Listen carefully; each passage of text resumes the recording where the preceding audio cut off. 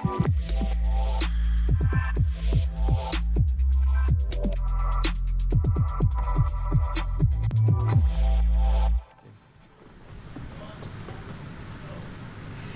everyone, welcome to SALCC Updates, our weekly program to bring you information about the Sir Arthur Lewis Community College. It is my pleasure to be here with you once again. My name is Nathalie Joile-Fanis and I'm joined in studio today by one of our outstanding alumnus, and he's going to be speaking to us about the tremendous work that he is doing that will benefit the citizens of St. Lucia. We are quite happy to have him with us here in studio. Welcome to Dr. Aviane Auguste, a past student, former student of the college. So Aviane will tell us about his time at Sir Arthur, and we will talk a little bit about his journey and what he is now doing with the college and also with St. Lucia in the wider society. So welcome Aviane to the NTN studios and to SALCC Updates. Thank you, Nathalie, for this invitation and that wonderful introduction. I've barely given an introduction. I'm leaving that up to you. So let us start. We will build up to your journey. Let us start with your program at the college and what years you attended.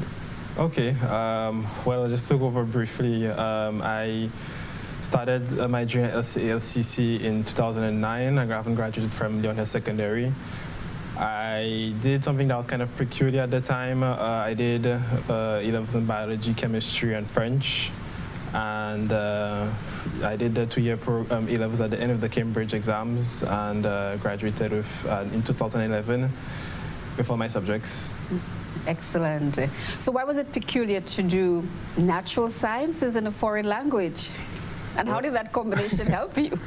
So how can I put it? So at HES, I did a lot of natural sciences. I did physics, chemistry, maths, English, of course, and PE, IT. So I was very much science-based, but I also had somewhat of a knack for languages for the 5 years.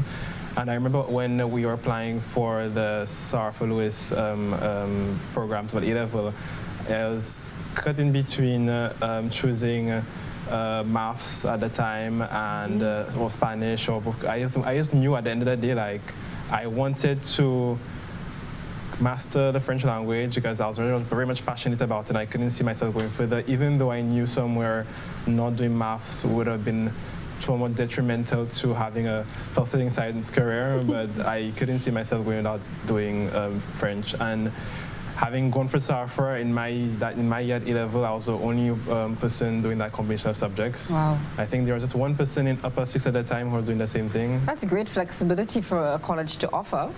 Yeah, so I was happy that at that point in time I came in, that was something that was possible. I think in the past it was probably not allowed to do that, but then it gave me this chance to be very diverse and to explore different combinations, and I think it worked really well for me. I was about to ask, how did that work out for you, getting that qualification in French? And maybe you can speak to, as you describe it, what that level of French assisted you with in your later career.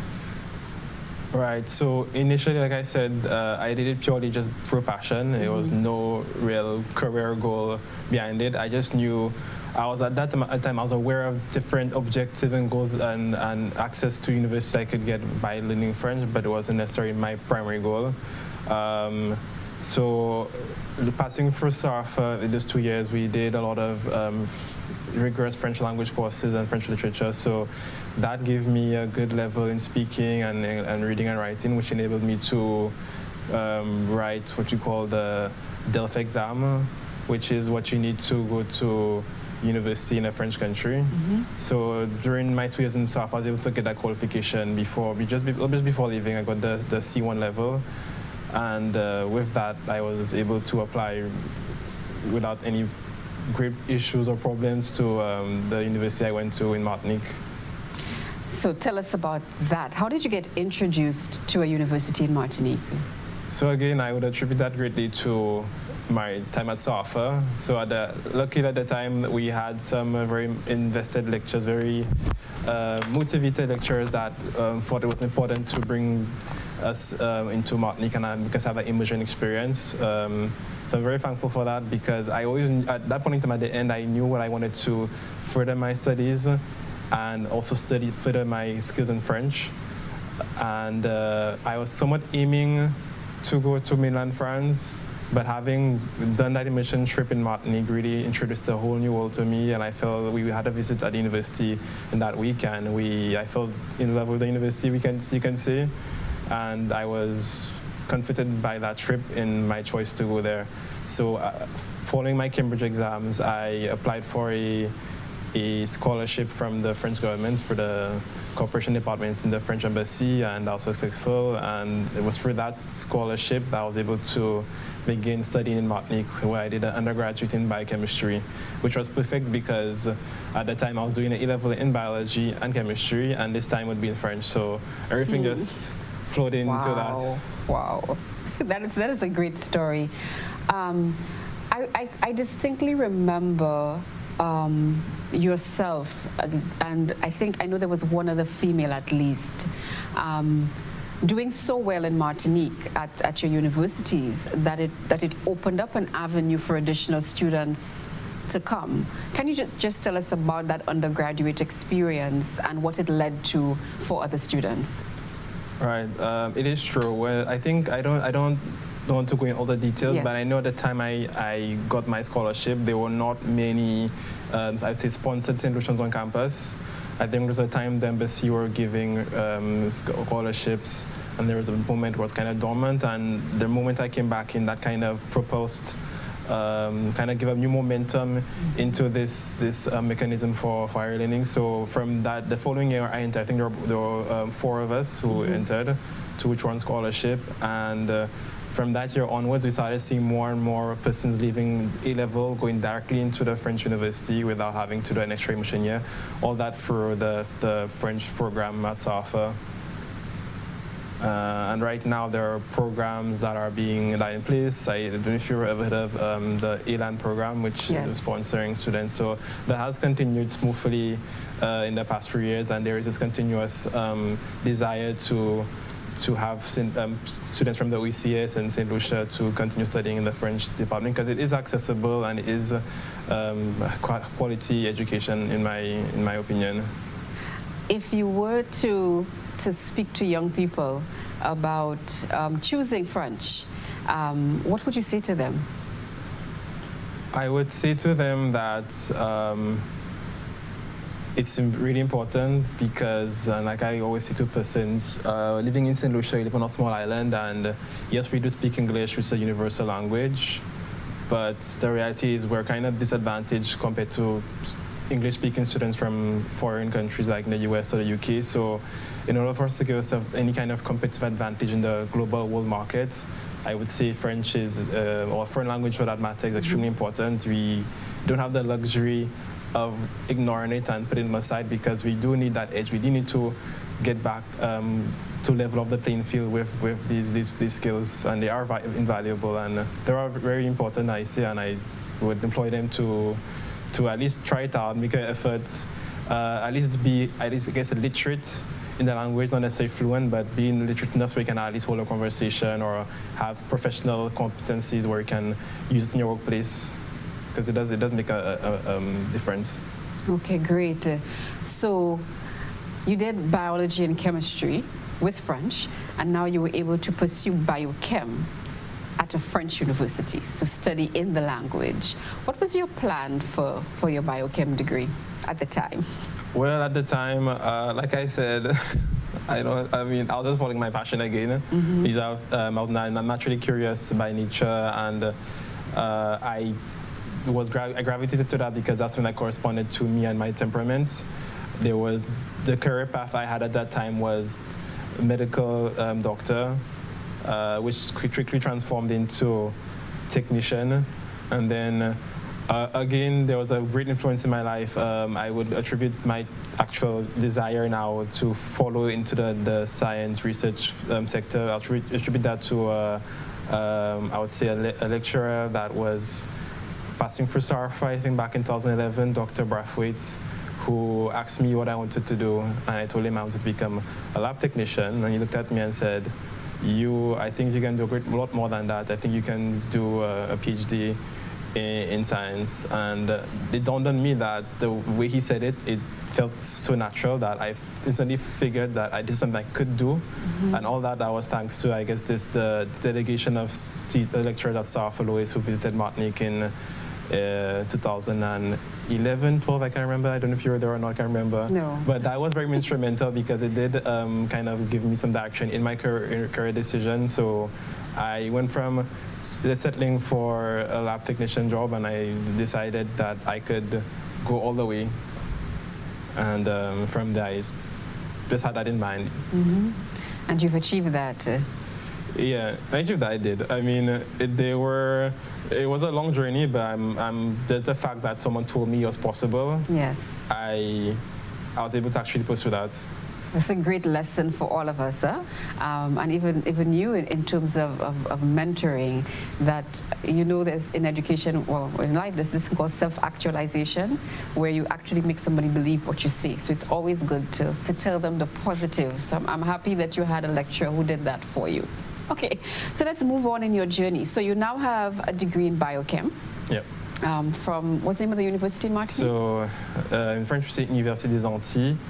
At the time, it was joined with French Guyana, so Université des Antilles et de la Guyane. So, Antilles would be translated in English as French West Indies. Okay. So just, I don't do any promotion for the university, but then That's it's fine. one university, but 2 campuses right now, one in Martinique, one in Guadeloupe. So I studied in the one in Martinique. Okay, great. So from your degree in biochem, what pathway did you take then? So initially, finishing my degree in biochemistry, I mean, the financial reality kind of slapped me in the face. The scholarship was valid for 3 years and not renewable. So I had to decide whether I'm going to go back to St. Lucia, get a job in Martinique, or try something as a lab technician.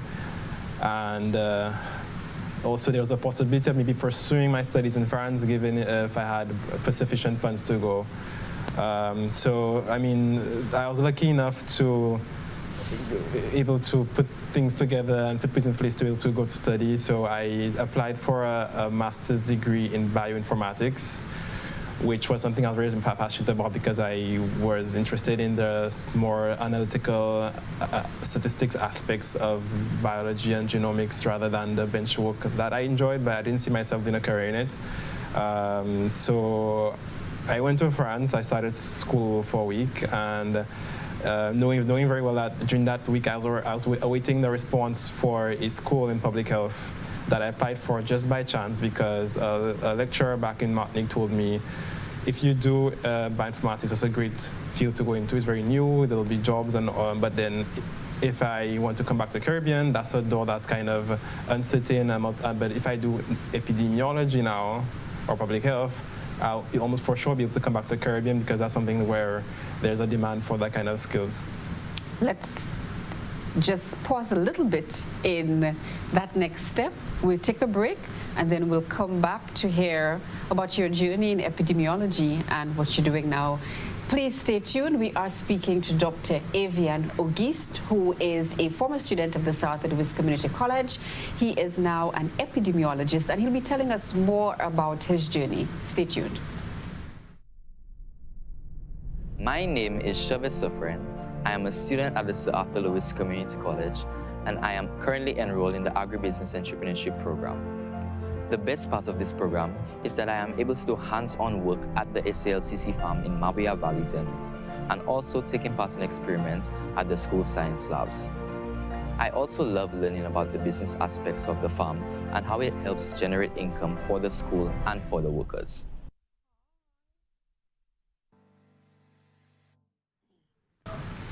Welcome back to SALCC Updates, and we're speaking with Dr. Aviane Auguste, who is an epidemiologist by training. He is also a former student of the South Louis Community College, giving back to country and also to the college, and we're so happy to have him here with us.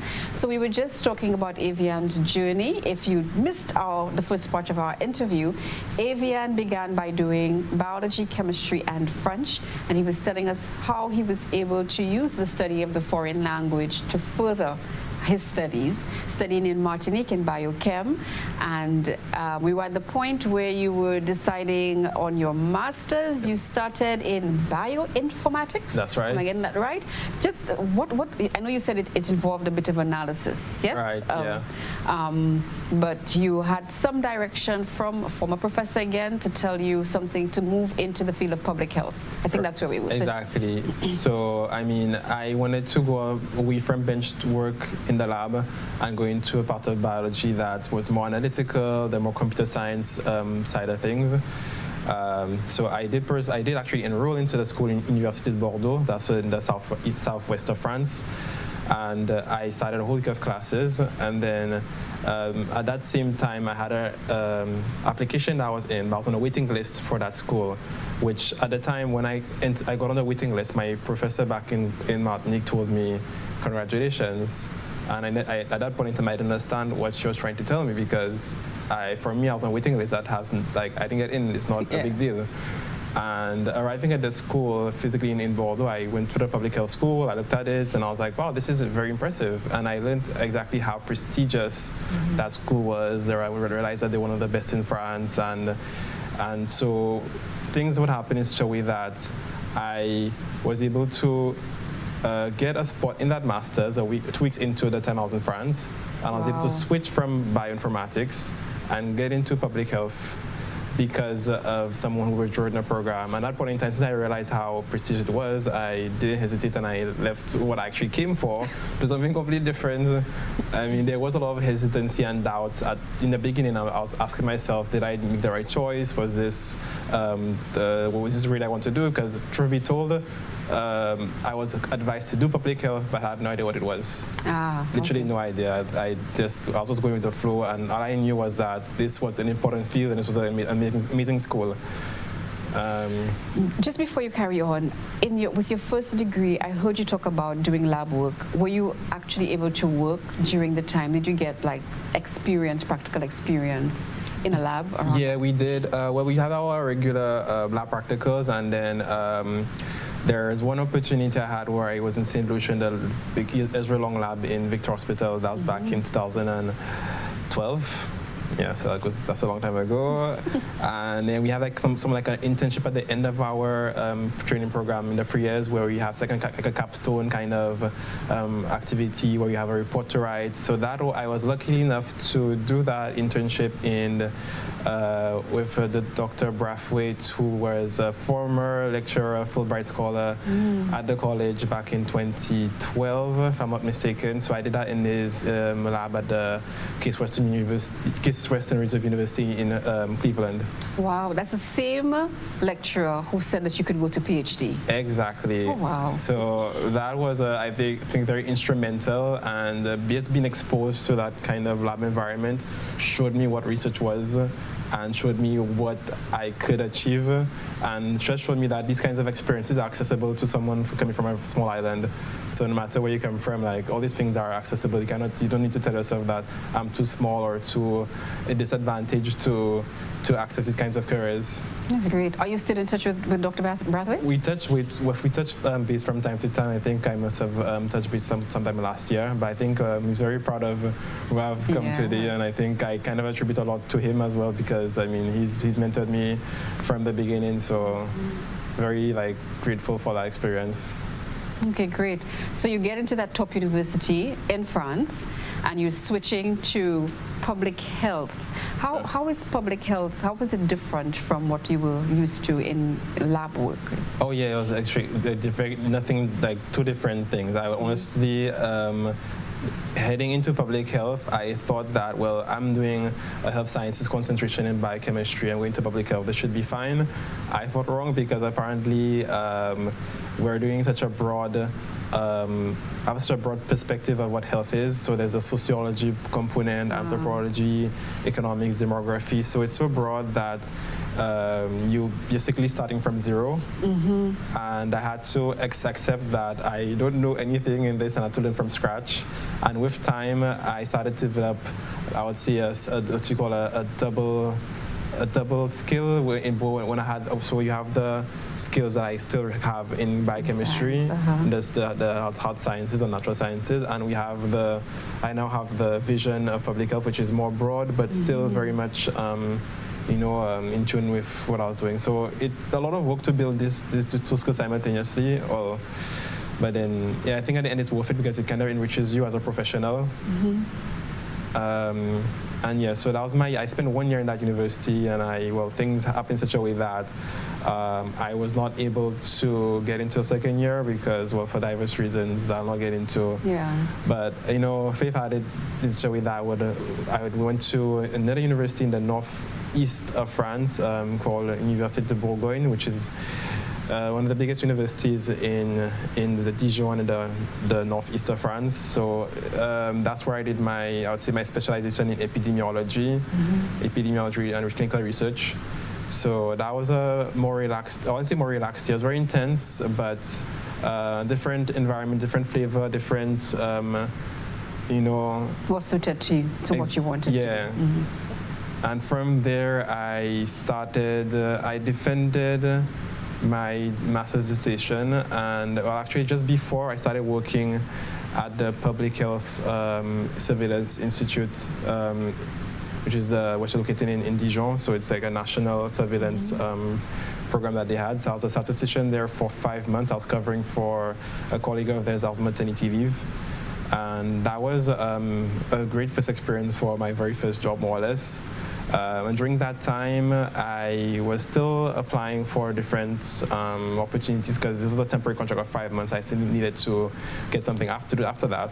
And during that time of searching and applying for jobs, I just incidentally, by chance, fell on a senior researcher in cancer epidemiology, very well known in her field, who was not looking for a statistician but she had a PhD grant on her hands, but she didn't have any candidates.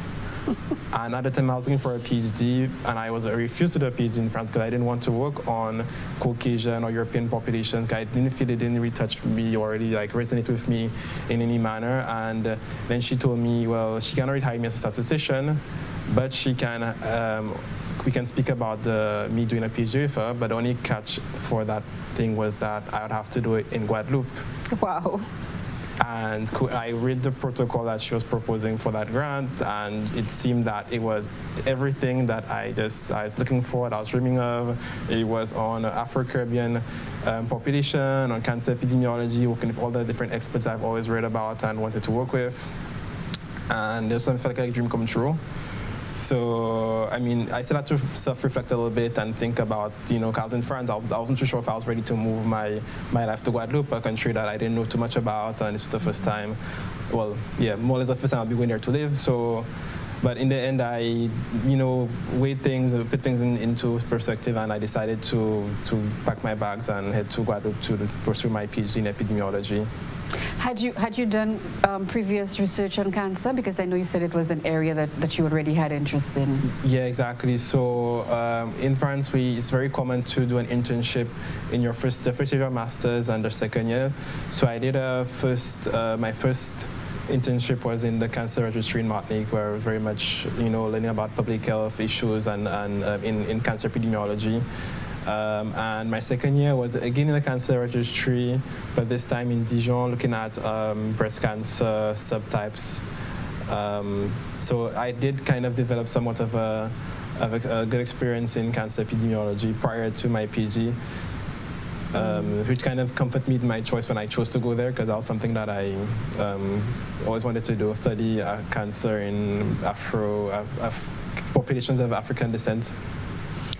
So tell us, we have 5 minutes left. Tell us how you started to apply that now to St. Lucia. You were back in the Caribbean, in Guadeloupe, doing research, and you translated some of that to your St. Lucian population. Tell us about that.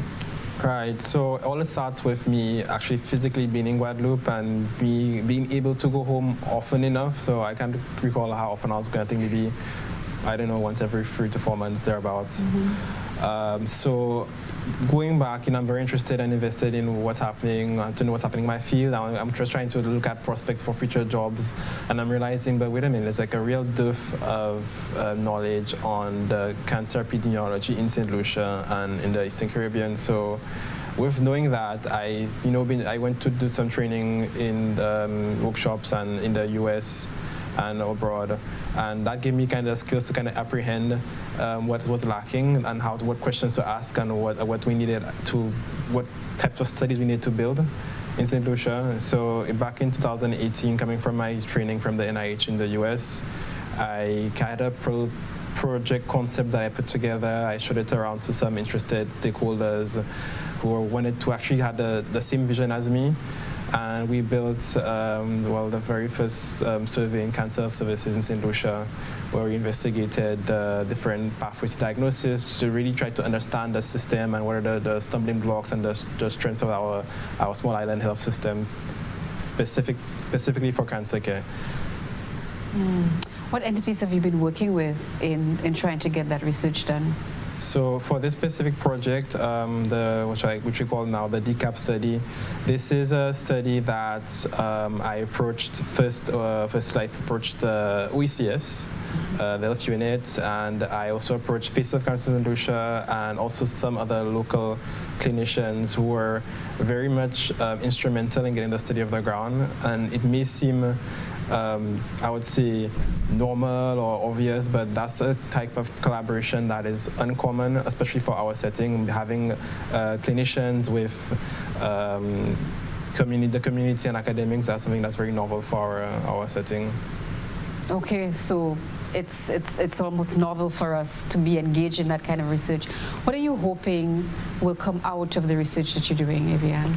I'm hoping that some positive change, to be very brief and concise, that has to pass through our obvious understanding of what's going on. And once we understand what's going on, we can innovate and enact positive change and provide better health services to our population and reduce mortality, because that's part of the development, and we need to have good indicators to be able to move forward. Great. And in our final minute, I know that in your visit there, you're also situated at SALCC for a little bit. Can you just briefly tell us about that? Yeah, so time is short, but I will say part of my desire is to develop this capacity at SALCC Louis to build indigenous research, because it's very much lacking in our small island and low-income setting. So I'm working very closely with the departments of health and wellness and other lecturers to build that capacity and have joint projects in the area of my expertise. Mm-hmm. Great. And through the work that you're doing with the university, you're able to even school younger people, because you have interns who work with you. Exactly. So currently I have 2 interns who are currently here with me. One is offered with Dr. Regis, and another one who is helping us build another project with Face of Cancer St. Lucia. Oh, great, Aviane. So we really look forward to greater collaboration with you, because you represent so much. We know you have your substantial job with a university in France. Yeah, so the Gustave Roussy Institute, which is a private cancer hospital in France right now. So that's where I'm stationed. But it gives you some flexibility for you to be able to do research in your home country. It calls for a lot of flexibility and also juggling a lot of trust with my supervisors, but at the end of the day, it's for my own career development. It's to develop also the capacity of the science as a whole, the scientific community, because we need low and middle income countries to be represented in the scientific literature. That's part of to help us grow our understanding on a whole and globally. So there's a lot at stake in having St. Lucia and small islands participate in health research. Great. So we want to thank you for joining us here today, for keeping St. Lucia at the forefront of your mind and your work. And looking to do better in our health sector. So we have been speaking with Dr. Aviane Auguste, who is an epidemiologist by training, and he's also a alumnus of the South Louis Community College. Very engaging conversation in the cancer research that he's conducting, and St. Lucia forms part of that. You can look to our website. We will be publishing Dr. Auguste's research as it becomes available. Thank you so much for joining us, and keep tuned to SALCC Updates for more information on the South Louis Community College. Thank you.